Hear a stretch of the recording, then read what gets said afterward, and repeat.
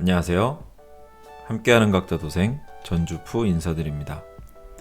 네, 오늘 영상으로 소개해드릴 내용은 골반이 옆으로 틀어졌을 때, 그러니까 좀 더 자세히 표현하면 엉덩이가 이렇게 좀 옆으로 좀 틀어진 그런 허리 통증 환자분들 병원에 오시게 되면 어떻게 접근할 수 있는가 하는 점입니다. 이런 환자분들이 굉장히 심심치 않게 병원에 내원하시는 경우가 많은데요. 특히 이제 전연차 선생님들이 이런 환자분들 배정받으시면 조금 당황하시게 되죠. 어떻게 접근해야 될지. 움직이면 일단 LOM이 생기고 페인이 있고 더 이상 어떤 SLR이라든지 기타 여러 테스트를 하기가 좀 어려운 경우가 사실은 이런 케이스들이에요. 환자가 숙이지도 못할 경우도 있고, 이런 경우에 참 어떻게 접근해야 되는가 좀 막막한 이런 경험을 하셔서 개인적으로 질문을 주시는 경우가 많습니다.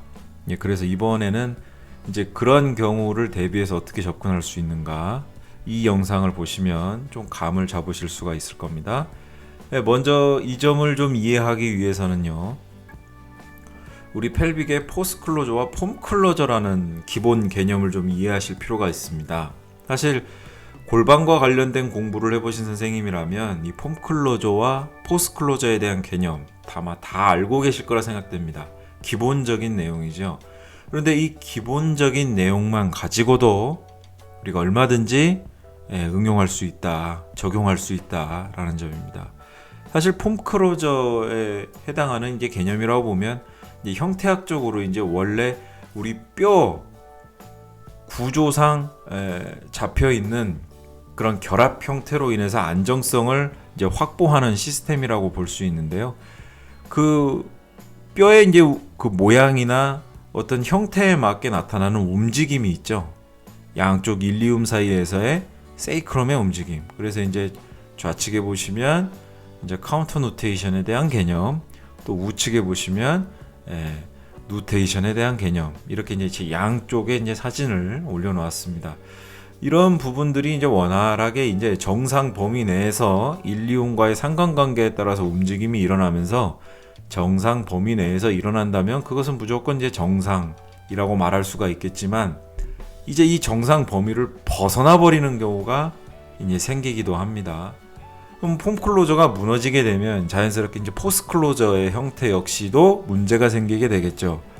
포스클로저의 시스템, 즉 근육의 힘을 통해서 골반의 안정성을 추구하고자 하는 우리 인체 내에 있는 시스템조차도 기능을 제대로 하지 않게 되죠.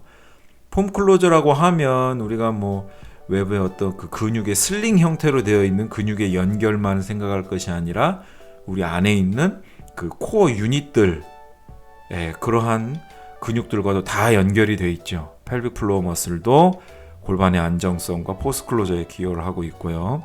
그러나 좀 오늘 소개해드리고자 하는 영상의 주된 포인트는 이 폼클로저에 대한 개념을 이용해서 어떻게 치료할 수 있는가, 이 부분입니다. 자, 그럼 제가 이제 다음 사진을 한번 보시겠습니다. 이거 제가 아주 잘 활용하는 치료법인데요. 그냥 요점만, 이번 영상에서는 요점만 말씀드리겠습니다. 담백하게. 일단 그 골반이 외측으로 이렇게 빠져 있는 환자분들의 형태, 엉덩이 세이크럼의 형태를 보면 약간 누테이션보다는 카운터 누테이션 된 형태의 환자분들을 굉장히 많이 접할 수가 있습니다. 그러나 통증 때문에 우리가 어떤 매니플레이션을 하기는 굉장히 힘들죠. 모빌리제이션 하기도 힘들고. 그럴 경우에 환자분의 자세를 이제 후크라잉 상태에서 이제 슈파인에서 양쪽 무릎을 구부린 후에 그 환자분의 지금 사진에서 보시는 골반 밑에 치료사의 손을 이러한 형태로 집어넣습니다. 좀 손이 더 제 손보다 커서 다 이렇게 맞지가 않는 경우라면 그냥 손바닥을 펴고 해도 상관은 없으세요. 그래서 이 주먹을 이런 형태로 놓고 슈파인 상태에서 환자에게 특히 골반, 엉덩이에 힘을 빼게 하면 어떻게 되겠습니까? 세이크럼이 카운터 노테이션 돼 있던 세이크럼이 점점점 체중이 치료사의 손에 실리게 됨에 따라서 안테리어 방향, 즉 누테이션 방향으로 세이크럼이 작용하게 되겠죠. 자, 다음 사진에서도 보시면 이거 이제 좀 아랫부분에서 찍은 사진인데요. 이제 환자가 누웠을 때 이제 베드에 치료사 손을 이렇게 놓고 기다립니다.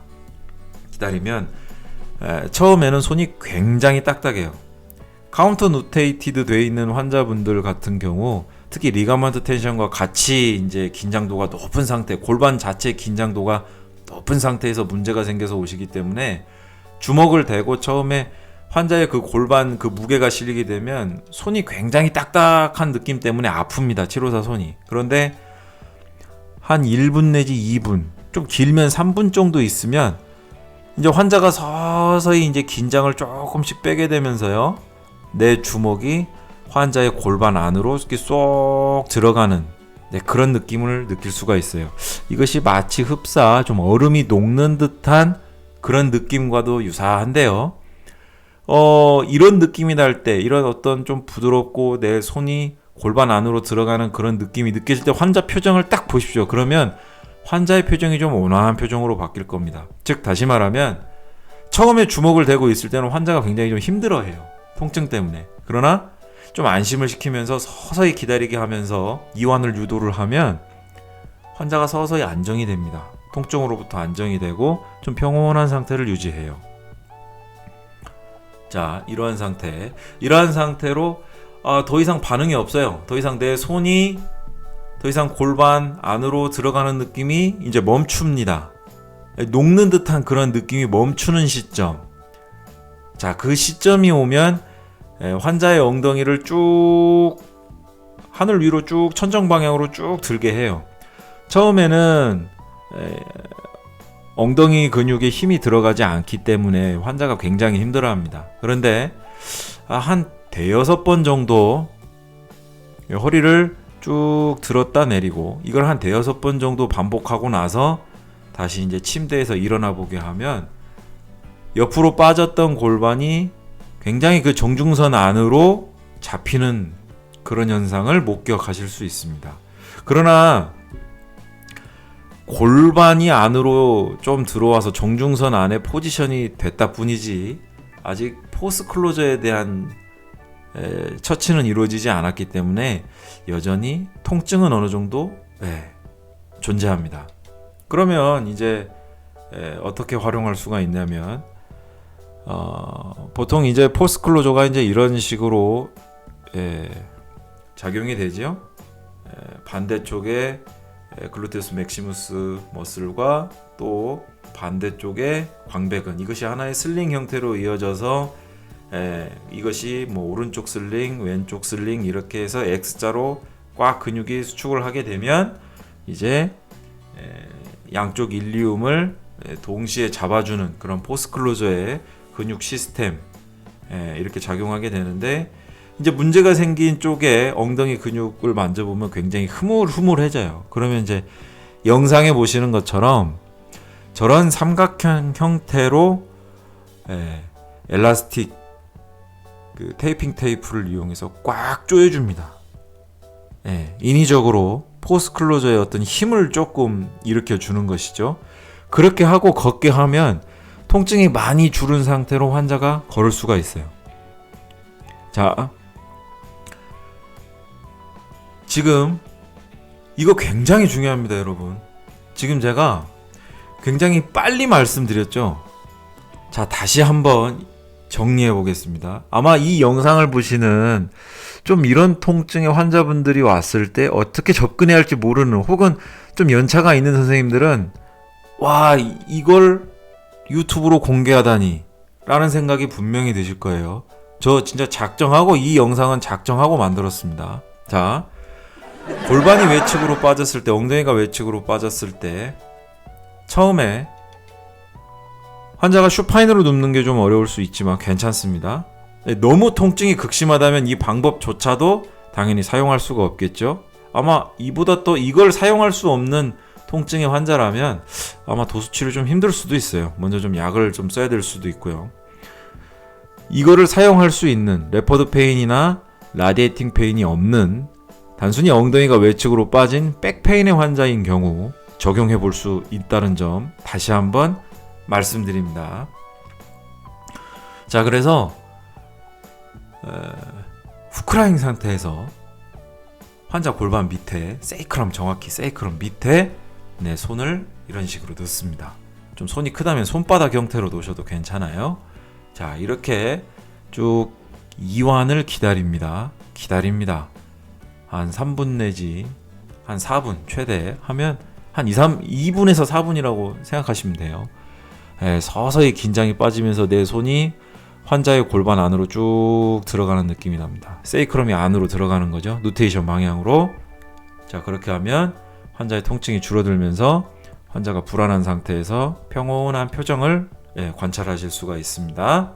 자, 그 상태에서 끝난 게 아니라 이 후크라잉 상태에서 환자의 엉덩이를 쭉 들게 합니다. 엉덩이 힘을 꽉 주게 만드는 거죠. 이때는 뭐 호흡이나 이런 거는 크게 신경 쓰지 마십시오. 그냥 이렉터 머슬도 좀 글로벌 머슬 좀 써가지고요. 일단 환자 골반을 정중선 안으로 다시 잡는 게 목적이기 때문에 글로벌 머슬 써도 괜찮습니다. 일단 호흡근까지는 지금 생각할 여력이 없으니까요. 일단 그래서 이제 버턱 글루테우스 맥시무스가 최대로 활용할 수 있도록, 그리고 가급적이다면 이렉터 머슬까지 함께 쓸 수 있도록 엉덩이를 들었다 내렸다 하는 동작을 5번 내지 6번 정도 반복한 다음에 침대에서 내려오게 합니다. 침대에서 내려오면 처음에 틀어졌던 것보다 정중선 안으로 환자의 골반이 많이 잡힌 걸 관찰하실 수 있어요. 그러나 이것으로 끝난 게 아니고 포스클로저에 대한 어떤 처방이 이루어지지 않은 상태죠. 근데 환자가 이때 글루테우스 맥시무스 운동이 힘들 수가 있습니다. 그래서 처음 내원했을 때와 한 2회차 치료까지는 저는 테이핑을 활용합니다. 지금 보시는 형태와 같은 방법으로 삼각형 형태로 엘라스틱 테이핑 테이프를 활용해서 엉덩이를 꽉 조여줍니다. 이렇게 하면 환자가 걷기도 더 편해져요. 이렇게 해서 환자가 쭉 그냥 걷게 만듭니다. 뺑뺑 돌게 만들어요. 근육을 쓰게 만든다는 것이죠.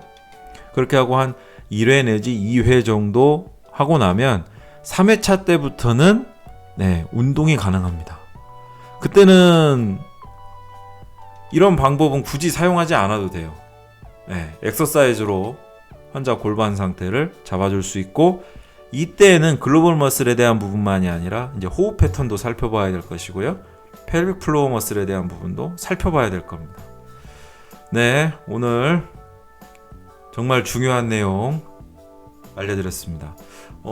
이거는 제가 강의 때도 한번 보여드린 적이 있는, 직접 제가 하는 것을 보여드리는 적이 있는데, 일단 영상으로 말로 설명을 하려니까 조금 힘든 부분이 있습니다. 그리고 아직 제가 조금 확신이 안 서는 부분은 이 유튜브를 통해서 직접 환자를 치료하는 이 모습 자체를 영상으로 오픈하는 것이 우리 물리치료사에게 도움이 될까라는 부분에 대해서 제가 좀 확신이 서지 않습니다. 그래서 이렇게 PPT를 활용해서 제가 말로 설명을 드리는 것이기 때문에 지금 이 영상을 보시고 이해가 되지 않는다면 댓글로 이해되지 않는 부분에 대해서 댓글로 남겨주시기 바랍니다. 그럼 제가 댓글을 확인하는 대로 자세하게 설명을 드리도록 하겠습니다. 이상으로 시청해주신 모든 분들 감사드립니다. 환절기, 감기 조심하시기 바랍니다.